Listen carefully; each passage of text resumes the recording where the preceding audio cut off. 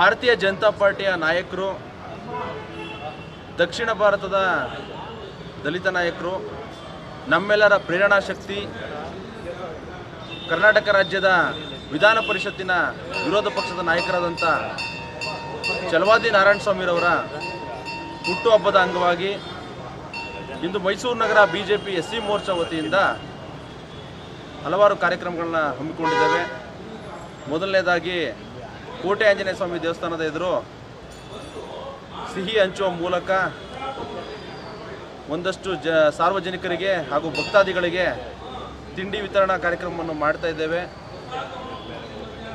ಛಲವಾದಿ ನಾರಾಯಣಸ್ವಾಮಿಯವರು ಅಂತ ಹೇಳಿದ್ರೆ ಕರ್ನಾಟಕ ರಾಜ್ಯಾದ್ಯಂತ ಪ್ರವಾಸವನ್ನು ಮಾಡಿ ದಲಿತರ ಇರುವಂಥ ಭಾಗಗಳಲ್ಲಿ, ಅನ್ಯಾಯಕ್ಕೆ ಒಳಪಟ್ಟಂಥ ಭಾಗಗಳಲ್ಲಿ ನ್ಯಾಯ ಕೊಡಿಸುವಂಥ, ಪ್ರಾಮಾಣಿಕವಾಗಿ ನ್ಯಾಯ ಕೊಡಿಸುವಂಥ ನಾಯಕರು ಅಂತ ಹೇಳಲಿಕ್ಕೆ ಇಚ್ಛೆಪಡ್ತೇನೆ. ಅವರಿಗೆ ಇನ್ನಷ್ಟು ಶಕ್ತಿಯನ್ನು ಕೊಡಬೇಕು ದೇವರು. ಅವರಿಗೆ ಕರ್ನಾಟಕ ರಾಜ್ಯಾದ್ಯಂತ ಕಾರ್ಯಕರ್ತರಿದ್ದಾರೆ, ಅವರ ಹಿತೈಷಿಗಳಿದ್ದಾರೆ, ಅವರ ಅಭಿಮಾನಿಗಳಿದ್ದಾರೆ.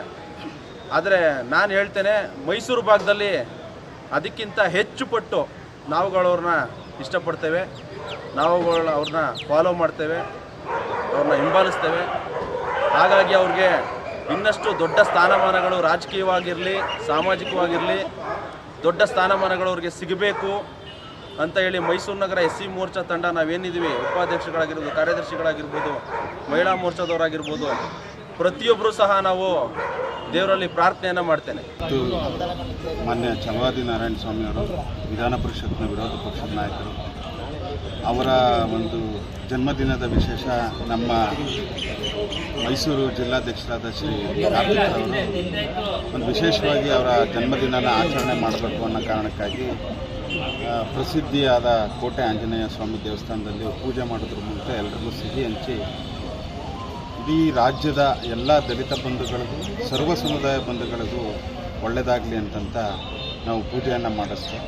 ಅದು ಕಾರ್ತಿಕ್ ಅವರ ನೇತೃತ್ವದಲ್ಲಿ.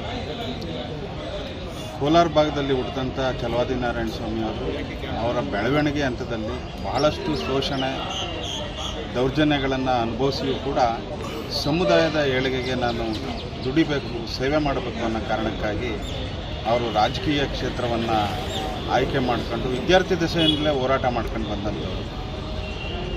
ತದನಂತರ ಭಾರತೀಯ ಜನತಾ ಪಾರ್ಟಿಯ ರಾಜ್ಯ ಎಸ್ಸಿ ಮೋರ್ಚಾ ಅಧ್ಯಕ್ಷರಾದರು. ಅವರ ಸಂಘಟನಾ ಚಾತುರ್ಯವನ್ನು ನೋಡಿ ಪಕ್ಷ ಗುರುತಿಸಿ ಅವ್ರನ್ನ ವಿರೋಧ ಪಕ್ಷದ ನಾಯಕರನ್ನಾಗಿ ಮಾಡಿದ್ರು, MLC ಮಾಡಿ ವಿರೋಧ ಪಕ್ಷದ ನಾಯಕರನ್ನಾಗಿ ಮಾಡಿದ್ರು. ಅವರು ಪ್ರತಿ ಹೆಜ್ಜೆಯಲ್ಲೂ ನಮ್ಮಗಳಿಗೆಲ್ಲ ಯಾವ ರೀತಿ ನಾವು ಸಮುದಾಯದ ಸೇವೆ ಮಾಡ್ಬೋದು, ಹೋರಾಟದಲ್ಲಿ ತೊಡ್ಕೋಬೋದು ಅಂತ ಮಾರ್ಗದರ್ಶನ ಮಾಡಿದ್ದಾರೆ. ಅವರ ಮಾರ್ಗದರ್ಶನದಲ್ಲಿ ಬೆಳೆದಂಥ ಹಲವಾರು ಯುವಕರಲ್ಲಿ ಸನ್ಮಾನ್ಯ ಕಾರ್ತಿಕ್ರವರು ಕೂಡ ಇವತ್ತು ಒಂದು ವಿಶೇಷವಾದ ಕಾರ್ಯೋದ್ದೇಶಗಳನ್ನು ಇಟ್ಕೊಂಡು ಎಸ್ಸಿ ಮೋರ್ಚಾದ ಅಧ್ಯಕ್ಷರಾಗಿ ಕಾರ್ಯನಿರ್ವಹಿಸಿದ್ದಾರೆ. ಅವರು ಸದನದಲ್ಲೂ ಕೂಡ ನಮ್ಮ ಕಾರ್ತಿಕ್ ಅವರು ಹೇಳ್ದಂಗೆ ದಕ್ಷಿಣ ಭಾರತದ ಹುಲಿಯ ರೀತಿಯೇ ಅವರು ಪರ್ಫಾರ್ಮ್ ಮಾಡ್ತಾಯಿದ್ದಾರೆ. ಯಾವುದೇ ಅನ್ಯಾಯಗಳಾದರೂ ನಾವು ಈ ಥರದ್ದೊಂದು ಅನ್ಯಾಯ ಆಗಿದೆ, ಈ ಥರದ್ದೊಂದು ಸಮಸ್ಯೆ ಆಗಿದೆ ಅಂದರೆ ತಕ್ಷಣ ಸ್ಪಂದಿಸ್ತಾರೆ. ತಕ್ಷಣ ಅಲ್ಲಿಗೆ ಜನಸಾಮಾನ್ಯರಂತೆ ಬಂದು ನಿಂತ್ಕೊಂಡು ಅಲ್ಲಿಯ ಆಗು ಹೋಗುಗಳನ್ನ ನೋಡಿ ಅಧಿಕಾರಿಗಳ ಜೊತೆ ಚರ್ಚೆ ಮಾಡಿ ಅದಕ್ಕೆ ನ್ಯಾಯ ಒದಗಿಸೋ ನಿಟ್ಟಿನಲ್ಲಿ ಏನೆಲ್ಲ ಮಾಡ್ಬೋದು ತನ್ನ ಶ್ರಮವನ್ನು ಹಾಕ್ತಾರೆ. ಅವ್ರನ್ನ ನೋಡ್ತಾನೆ ಬೆಳೀತಿರ್ತಕ್ಕಂಥ ನಮ್ಮೆಲ್ಲ ದಲಿತ ಯುವಕರಿಗೂ ಕೂಡ ಅವರನ್ನು ಮಾರ್ಗದರ್ಶನ ಆಗಿದ್ದಾರೆ. ತಾಯಿ ಚಾಮುಂಡೇಶ್ವರಿ ಮತ್ತು ಕೋಟೆ ಆಂಜನೇಯ ಅವರಿಗೆ ಆಯಸ್ಸು ಆರೋಗ್ಯಗಳನ್ನು ಕೊಟ್ಟು ಇನ್ನೂ ಅಧಿಕಾರ, ದೊಡ್ಡ ಸ್ಥಾನಮಾನಗಳನ್ನು ಕೊಟ್ಟು ನೂರಾರು ವರ್ಷ ಸ್ಥಿತಿವಂತರಾಗಿ ಆರೋಗ್ಯವಂತರಾಗಿ ಬದುಕಲಿ. ನಮ್ಮಂಥ ಹಲವಾರು ಯುವಕರಿಗೆ ಅವರು ಮಾರ್ಗದರ್ಶನ ಮಾಡಲಿ. ಕಾರ್ತಿಕ್ರವರ ರಾಜಕೀಯ ಭವಿಷ್ಯದಲ್ಲೂ ಕೂಡ ಅವರು ವಿಶೇಷ ಕಾಳಜಿ ವಹಿಸಿ ಅವ್ರಿಗೆ ಒಳ್ಳೆ ರೀತಿ ಸ್ಥಾನಮಾನಗಳನ್ನು ದೊರಕಿಸಿಕೊಡುವಲ್ಲಿ ಅವರು ವಿಶೇಷ ಆಸಕ್ತಿ ವಹಿಸಲಿ. ನಮ್ಮೆಲ್ಲ ಕಾರ್ಯಕರ್ತರಿಗೂ ಕೂಡ ಅವರು ಒಂದು ಆದರ್ಶವಾಗಿದ್ದಾರೆ.